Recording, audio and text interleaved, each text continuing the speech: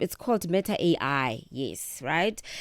Quickly ask a question when you're in a rush and it will give you an answer right away. But there are people that are actually having heart-to-heart conversations with these AI companionships. So simply because they're able to speak to you with a bit of a human cognitive ability, there are people that are having heart-to-heart intimate conversations with these AI companionships where you find that owners of these apps are looking to even create even more feeling engagements. How scary is that? Very scary for me, particularly because I've got a 10-year-old. Scary, scary, scary. You can get in touch with us, +27634069126. Now, we are going straight into this conversation around theft, vandalism, and sabotage jeopardizing South Africa's transport structure, and how smart security can then be the solution to this. Now, Transnet saw about 1,121 kilometers of cable stolen in the year 2023 financial year, nearly an eightfold increase over the past 5 years. Eskom is losing between 5.7 billion per year from copper cable theft, plus 2 billion to replace damaged or stolen infrastructure. Now, Transnet freight volumes are improving with 1.1 million tons in the year to March. In this year, all the way to March, it was 6%, but theft, vandalism, as well as technological disruptions are still dragging performance and costing the economy. This calls for South Africa's transport infrastructure to be beefed up. And joining me now to unpack this is my guest, Rudie Opperman, who is Manager, Engineering and Training in the Middle East and Africa at Access Communications. Good morning. Good morning. It's good to be here. I am well, thank you so much, Rudie. Let's get into what you are proposing here. What is this smart security in simple terms, and how is it different from what is already existing out there? And looking at how we can aid these challenges by Transnet as well as Eskom. Yes, absolutely. So where we are coming from as Access Communications, we're an innovator in the security and safety equipment space. And, what I always start with by saying is there are successes, and we do see somewhere in small pockets where there are successes that are helping, that are improving. So we're coming from a position where, as we see these successes, we can't help but feel that, more can be done. Of course, we are very open to spread awareness, to have conversations, to explore unique problems, because the thing is, crime is complex, right? And when you deal with syndicates, it is not an easy problem to solve, and it can't be solved by one thing. Mm-hmm. But I think it's when you start combining different minds from different, if you combine the private and the public sector, and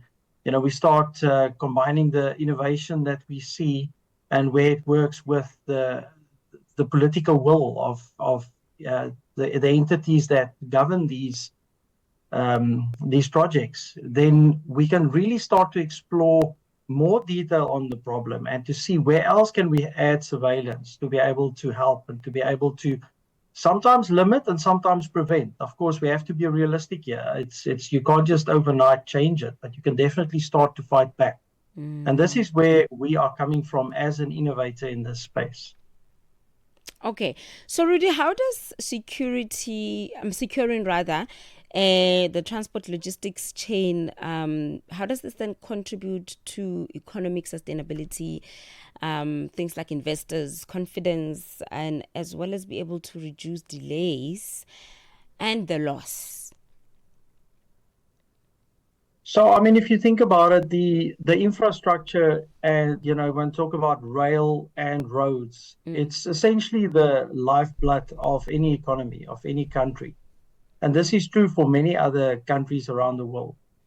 When you have disruptions in terms of rail or road, of any sort, whether it arises from negligence, let's say crime, vandalism, any disruption of any sort, it's not just the cost of the damage that it does to the economy, but it's of course it has a ripple effect and it slows down the economy. You know, when you think about goods being transported not on time or delays, this has an immediate effect on companies, on their bottom line, because now they have to make other plans. And let's say their planned systems do not function as intended because there are delays. You know, if you think about the economy, if the railways aren't working and more goods are transported by road, and essentially a lot of that is what we're seeing today, that means there simply are more trucks on the road because that's the alternative. And then it has an immediate impact on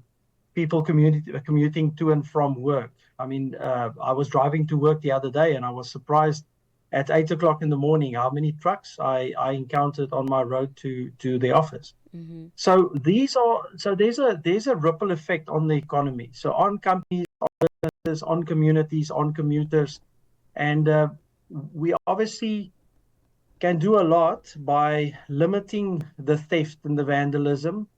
And when you start to win and you start to curb the amount of disruptions that there are, I mean, think about how many traffic lights, you know, you would sometimes find that's not working. And very often it also comes from cable theft. So it's not just the cable that gets stolen and the cable that gets, it's the backlog of traffic that has a rippling effect on all the businesses and people in that area. So I think many people relate to the effect that it has.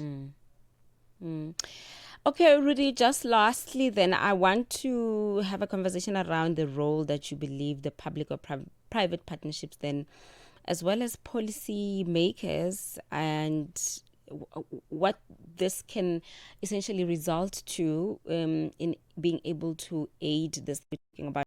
However, personally, looking back at the history of cable theft and where South Africa comes from, and looking where Transnet is really, it is such a much more complex approach, but it doesn't stop us from having a solution-driven conversation and then maybe seeking that from AI.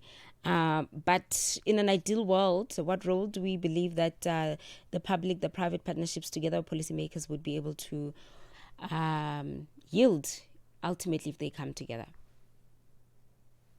From our perspective, as people who are staying up to date with the latest of technology, you know, we see changes in AI, computer vision, analytics, the performance of analytics on surveillance cameras. We see that improving, I would say, almost every quarter.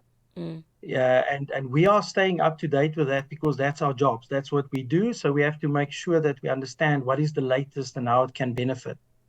So I think where governments and authorities can, it's impossible for them to stay up to date with what technology can do because that's simply not their focus every day. So when you start discussing across these divides, you start looking at the latest technology. We are very open to showcase the latest in AI, the latest in computer vision. We very often with our partners and our ecosystem, we do proof of concepts where we install technology in a simulation to be able to see what does the end result give us? Does it do as we planned, as it is intended? So we very often it's by testing the hypothesis in real life scenarios to see, okay, we can see A, B, C is what we can see from this. We can respond in a certain way.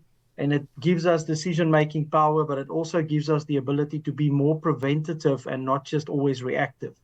So we are open to have those discussions. We are open to test the newest, the latest in technology.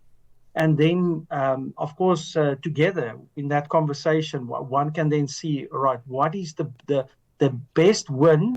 How can we invest to make sure that we stop the problem? And when you have the snowball effect that you start to limit vandalism and theft and the negative impact economically that it has, the system almost starts paying for itself. You know, you have available funds that you can reinvest back into that technology. And if we have this mindset that technology can really help us, it's also a very good job creator, because you need technicians, you need people with computer vision skills, the programmers, the analysts, the people that has to maintain the systems.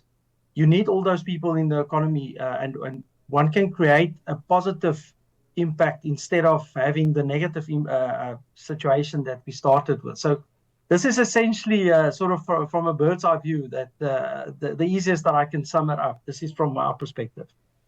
Okay, thank you so much. And I'm going to just wrap it up there.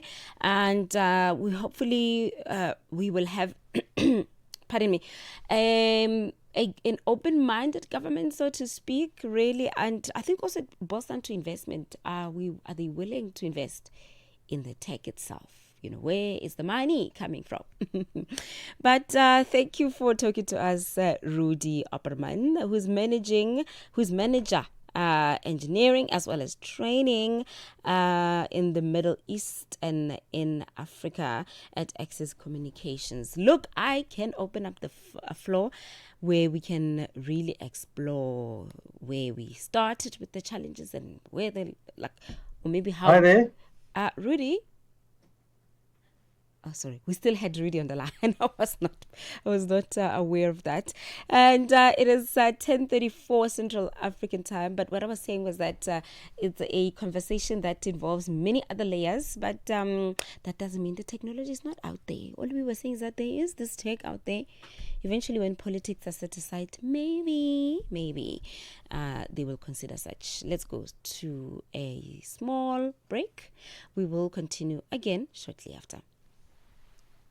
Your favorite songs, your favorite stories on your favorite station. This is Channel Africa.